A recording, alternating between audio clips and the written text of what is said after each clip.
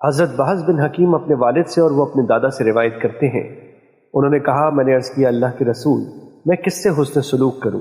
آپ صلی اللہ علیہ وسلم نے فرمایا اپنی ماں سے۔ میں نے عرض کیا پھر کون؟ آپ نے فرمایا اپنی والدہ کے ساتھ۔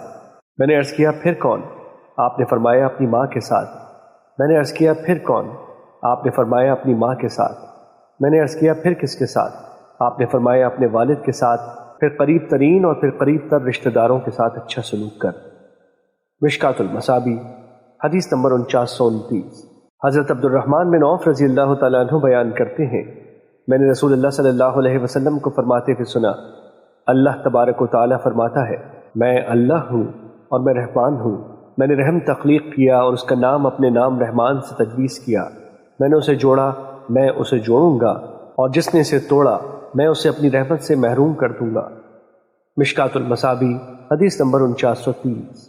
حضرت ابو بکر رضی اللہ تعالیٰ عنہ بیان کرتے ہیں، رسول اللہ صلی اللہ علیہ وسلم نے فرمایا ظلم و سرکشی اور قطع رحمی ایسے گناہ ہیں کہ ان کے مرتکب کو اللہ دنیا میں سزا دینے کے ساتھ ساتھ اسے آخرت میں بھی ذخیرہ کر لیتا ہے۔ مشکات المصابیح حدیث نمبر 4932۔ حضرت عبداللہ بن عمرو رضی اللہ تعالیٰ عنہ بیان کرتے ہیں، رسول اللہ صلی اللہ علیہ وسلم نے فرمایا احسان جتلانے والا والدین کا نافرمان اور مستقل شراب نوش جنت میں نہیں جائے گا۔ مشکات المصابیح حدیث نمبر 4933۔